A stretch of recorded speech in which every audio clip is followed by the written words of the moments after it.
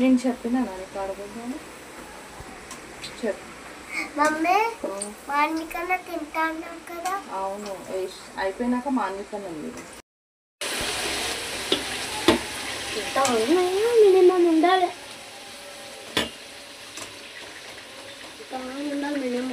ఇది కారం కూడా అవ్వదు కదా నాను, ఎక్కువ స్పైసీ. ఓ సరే అయితే నెక్స్ట్ టైం నుంచి కారం చేద్దాం. ఇంకా బాయిల్ అయ్యేసరికి మస్తు టైం పడుతుంది.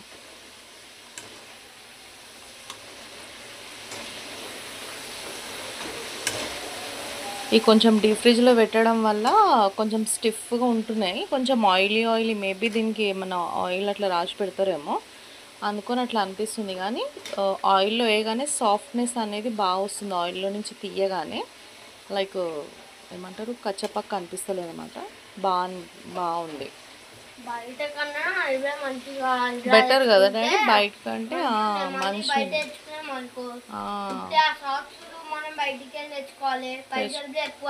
ఎక్కువ అవుతాయి. అది ఎక్కడి నుంచి తీసుకుంటే ఏం డిఫరెన్స్ ఉంది? You right better.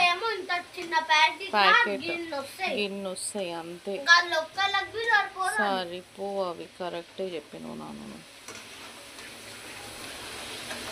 ఒకటే దగ్గర పెడితే ఏంటంటే ఇవి మాడకుండా ఉంటాయి కాబట్టి కొంచెం మనం ఇట్లా వీటిని రొటేట్ చేస్తుంటే అన్నీ అనేవి మంచిగా ఫ్రై అవుతాయి అనమాట. ఒకటే దగ్గర వేగుతాయని పెట్టేసినాం అనుకో లైక్ ఏంటంటే తొందరగా ఫ్రై కావు. ఇవి ఇట్లా రొటేట్ చేసుకుంటూ ఉంటే ఫ్రై అనేది తొందరగా అవుతాయి, ప్లస్ అన్నీ అవుతాయి. మనకు ఒకటి ఉడికి ఒకటి ఉడకకుండా ఉండదు, లైక్ మంచిగా కూడా ఉంటుంది టేస్ట్, అన్నీ ఉడికినట్టు కూడా ఉంటుంది.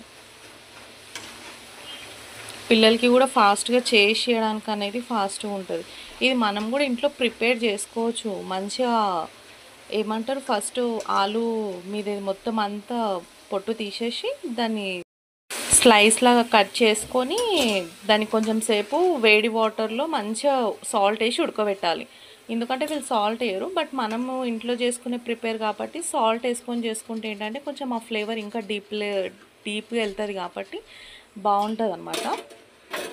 కొంచెం దీంట్లో కారం, ఉప్పు, బ్లాక్ చిల్లీ వేసుకొని కొంచెం ఇట్లా షేక్ చేస్తే ఎక్కువ వేసుకోవద్దు, కొంచెం వేసుకోవాలి. ఎందుకంటే పిల్లలు అంటే స్పైసీ తినరు కాబట్టి. చిన్నగా పట్ అంటుంది. నువ్వు తింటే సరిపోదు, చెల్లె కూడా తినాలి కదా స్పైసీ. ఒకటేసారి తీసుకుంటాం కాబట్టి తొందరగా అయిపోతుంది. కొంచెం కూల్ ఉంటుంది కాబట్టి టైం పడుతుంది ఇది కొంచెం ఫ్రై కావడానికి. ఒకవేళ మనం ఇంట్లో చేసుకుంటే ఏంటంటే ఆయిల్ వాటర్ మొత్తం స్టే అయిపోయేలాగా పెట్టుకొని దాని తర్వాతకి ఆ స్లైస్ మనం మంచిగా నూనెలో డీప్ ఫ్రై చేస్తే మనం ఇంకా అది ఫ్రెష్గా చేసుకుంటాం కాబట్టి బాగుంటుంది.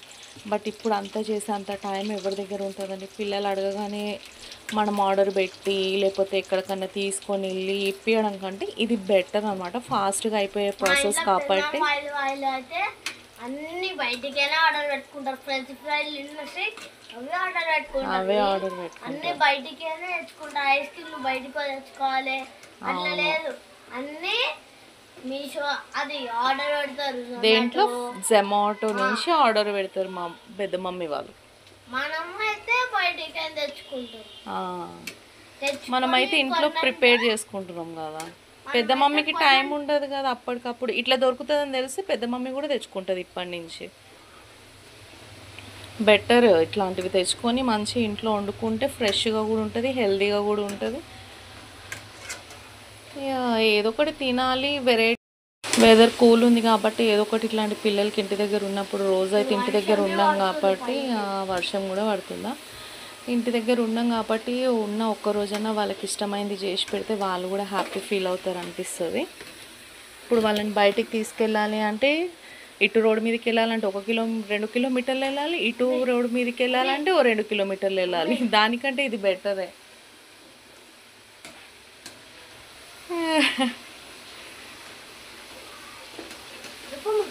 ఏం చెప్పాలా నాను?